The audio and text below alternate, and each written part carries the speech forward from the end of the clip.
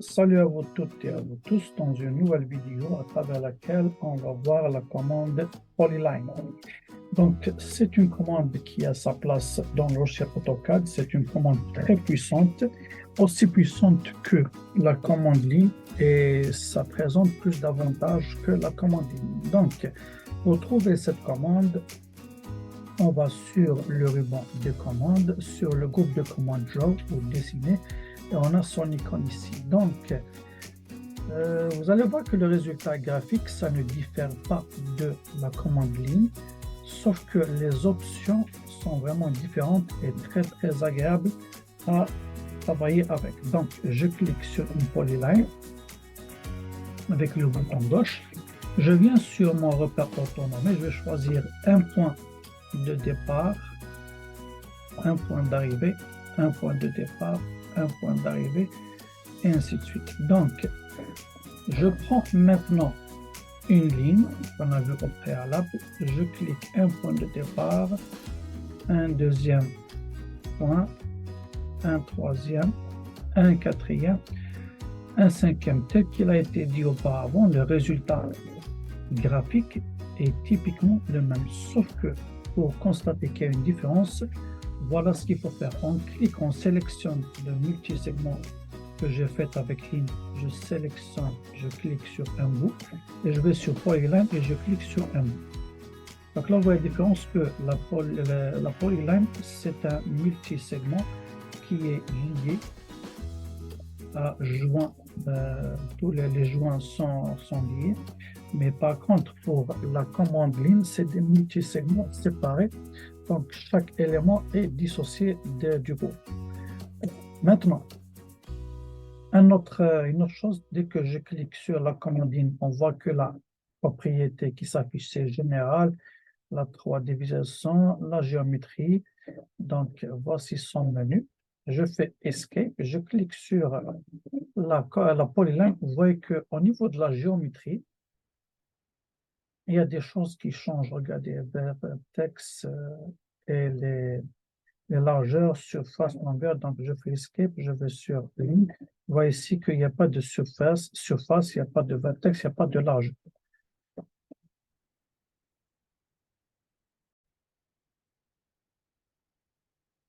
Le fonctionnement ou la mécanique de la polyline, c'est la même que la ligne. Donc, on a besoin d'un point de départ et d'un point d'arrivée tel qui a été bien expliqué sur la commande ligne. Sauf que maintenant, encore une fois, comme je l'ai dit auparavant, quand j'active la commande polyline, donc j'ai besoin d'un point de départ et dès que je choisis ce point de départ, le menu qui s'affiche en bas est différent de la commande ligne.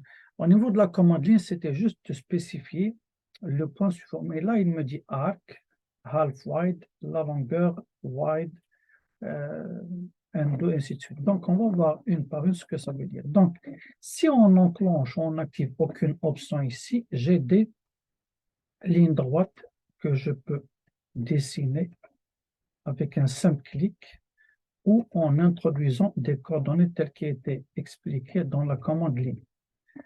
Maintenant, bouton droit, Repeat Polyline, je vais sur la commande Polyline encore une fois. Cette fois-ci, je vais cliquer sur un point de départ quelconque. Je clique sur ce point-là. On va chercher dans le menu en bas, on va faire arc. Donc là, vous voyez que la courbe devient, la ligne devient curviligne. Donc, soit il suffit de cliquer sur un point et je vais sur un deuxième point, toujours je garde l'arc activé, je peux aller sur le deuxième point en haut. Je vais retourner à titre d'exemple euh, vers un autre point. Je clique, je clique, je clique là, je viens ici, je clique là.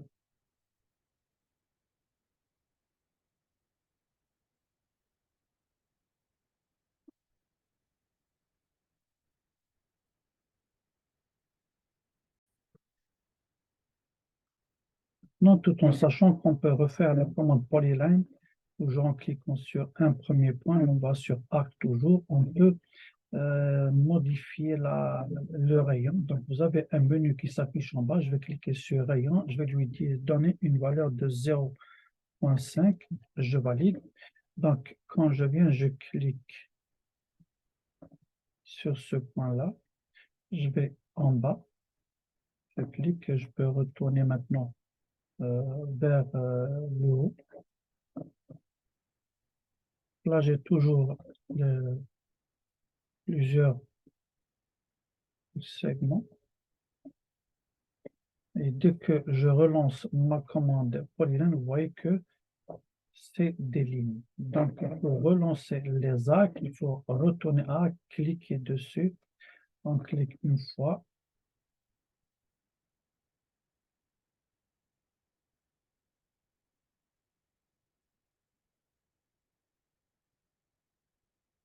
Donc là, on peut obtenir plusieurs belles formes facilement et c'est juste avec notre Polyline en cliquant sur un point et en allant sur arc. Maintenant, la prochaine étape, au lieu d'aller sur arc, on va voir, on va découvrir half wide, ça veut dire demi-épaisseur.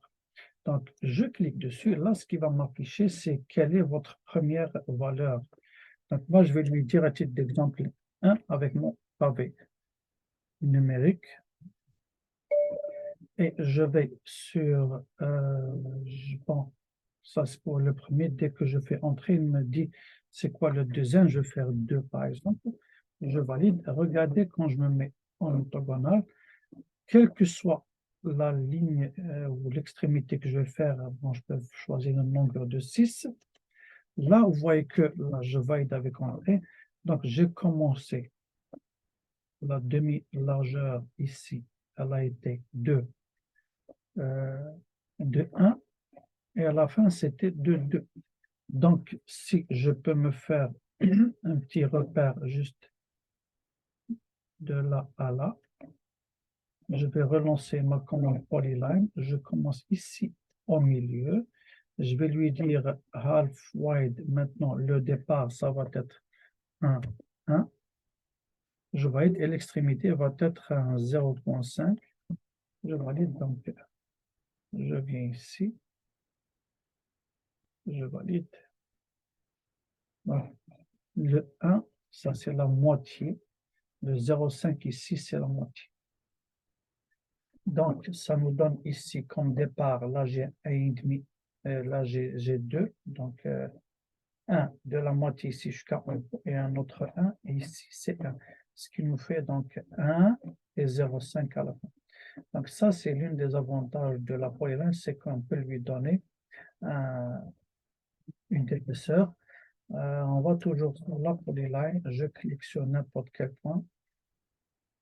Maintenant, j'ai wide. Au lieu maintenant d'être travaillé avec les épaisseurs comme ça en moitié, donc wide, je clique dessus, il va me starting wide. Maintenant, ce n'est plus comme tout à l'heure la moitié, donc c'est l'épaisseur globale. Je vais lui dire 0,25. Et si je vais laisser comme ça le deuxième 0,25, je valide. Regardez, toute ma ligne va avoir une longueur, une épaisseur de 0,25. Maintenant, l'avantage, c'est que regardez ici, au 90 degrés ici à l'angle, ça vous semble que c'est détaché, mais quand je clique sur le dernier point, je viens là, je clique à ce niveau, je valide, entrée. Toutes les lignes vont être monobloc. Donc, et la largeur que j'ai choisie, elle prend toujours effet ou elle prend point d'attache ou ancrage à partir du milieu de mon point d'accrochage.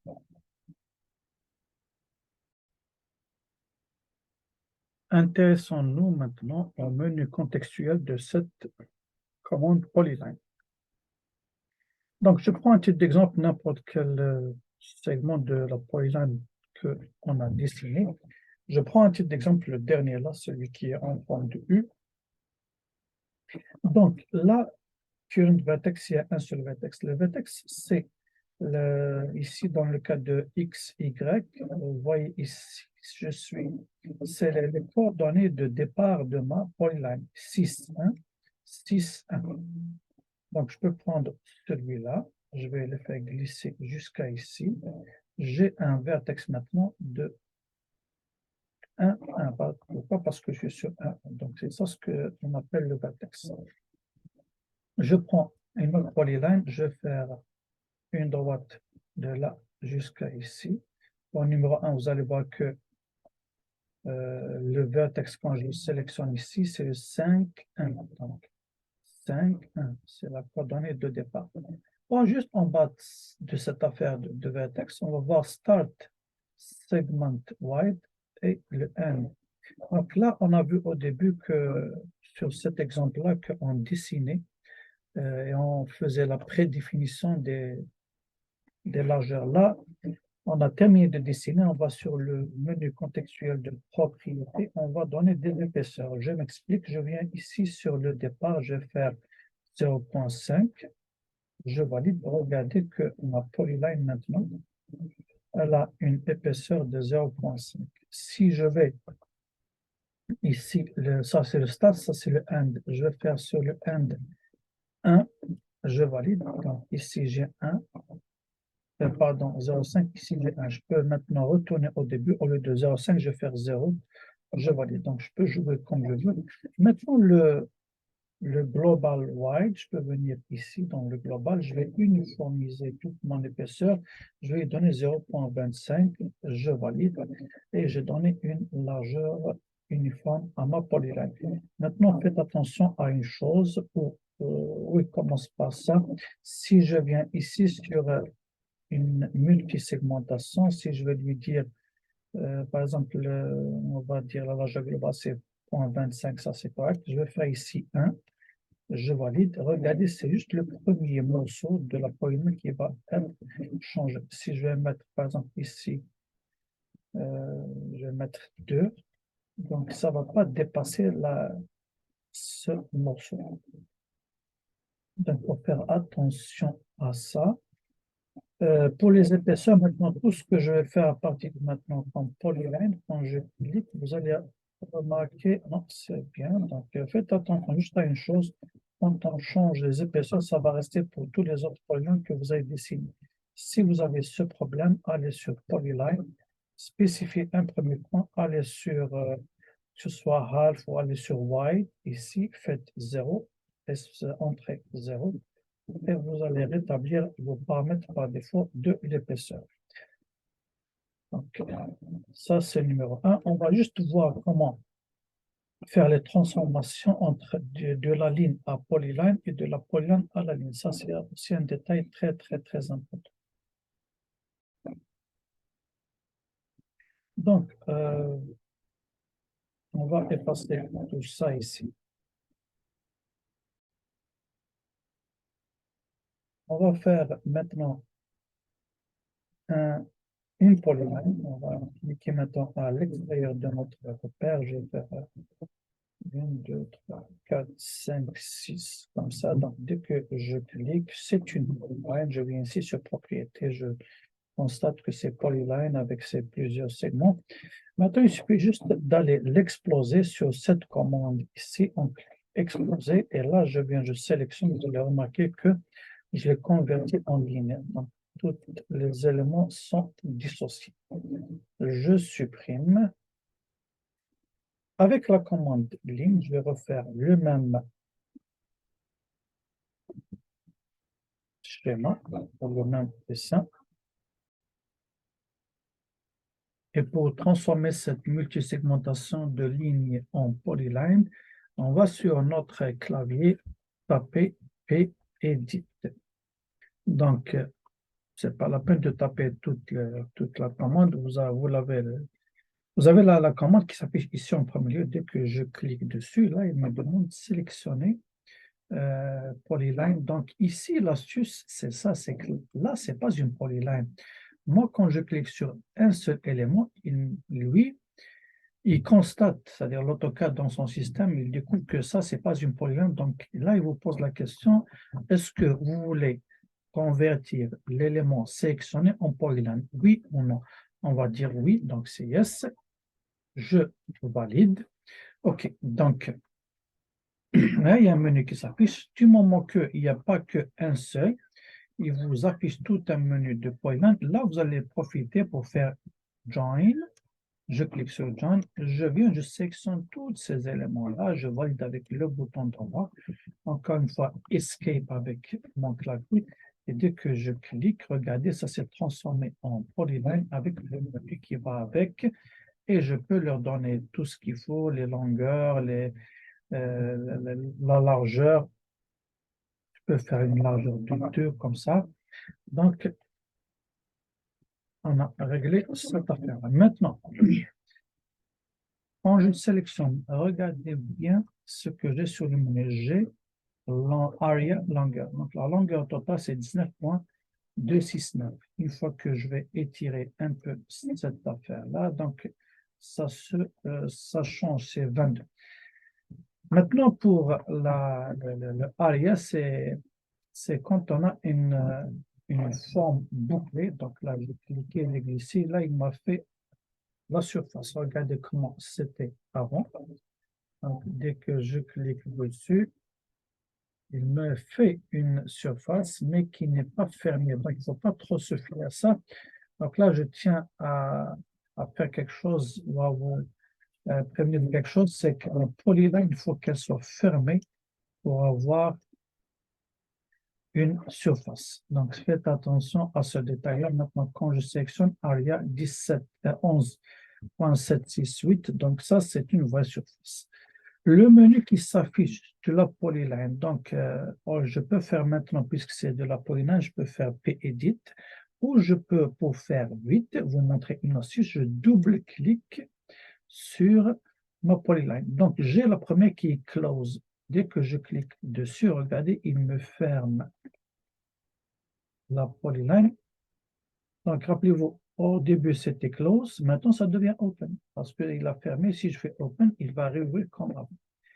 Bon, le joint, on l'a vu, c'est qu'on a un segment. Il va attacher tous les segments en même temps. Il va transformer en polyline. Wide, c'est la largeur. C'est la même que ce qu'on a ici. Si je clique sur wide, je vais dire 0.25 ou 0.2. Je valide. Là, il me donne la largeur. Je vais reprofiter. Pour aller sur wide, je vais lui dire 0. Entrée. Là, il m'a rétabli la valeur par défaut. Bon, on a fait edit vertex tout à l'heure, donc on peut créer avec cette commande. Tout à l'heure, on voyait seulement le code d'un autre vertex. Maintenant, on peut créer. Donc, je peux faire break ou insert. Je peux faire rajouter des points comme ça pour le regarder. Next, previous, insert. Je peux déplacer le vertex. Donc, je peux la mettre ici, et ainsi de suite. Donc, je peux faire exit. Je retourne à mon menu principal. Plus important que ça, j'ai fit et spline. Donc, si je vais venir sur fit, ça veut dire qu'il va me créer une forme de courbe.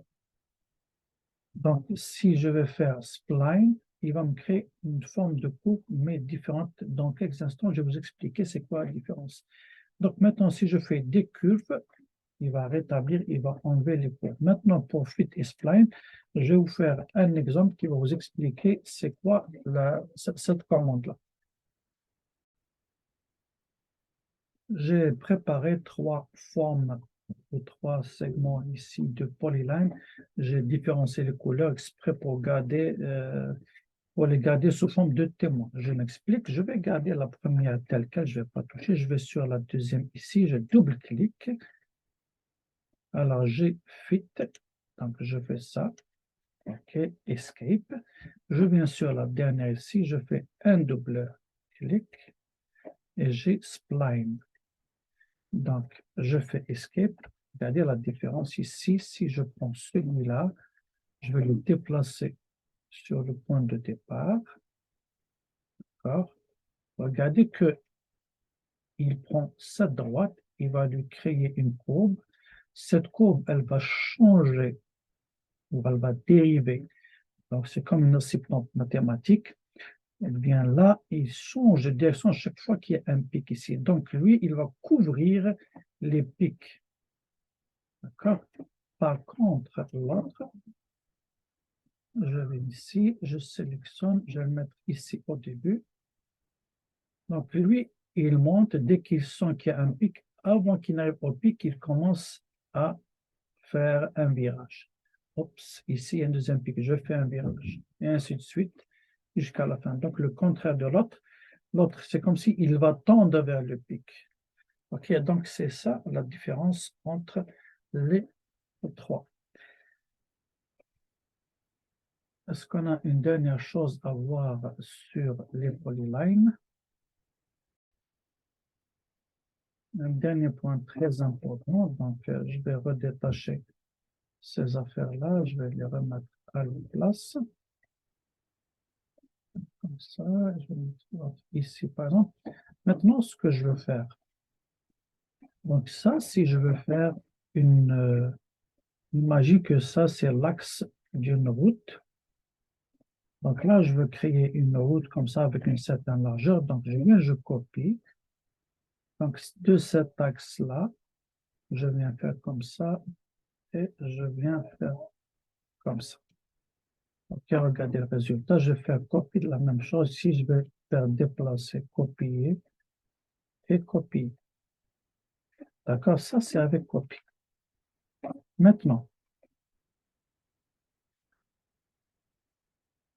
si la polyline, son avantage, c'est que si ça c'était des segments de droite avec ligne, je viens ici décaler.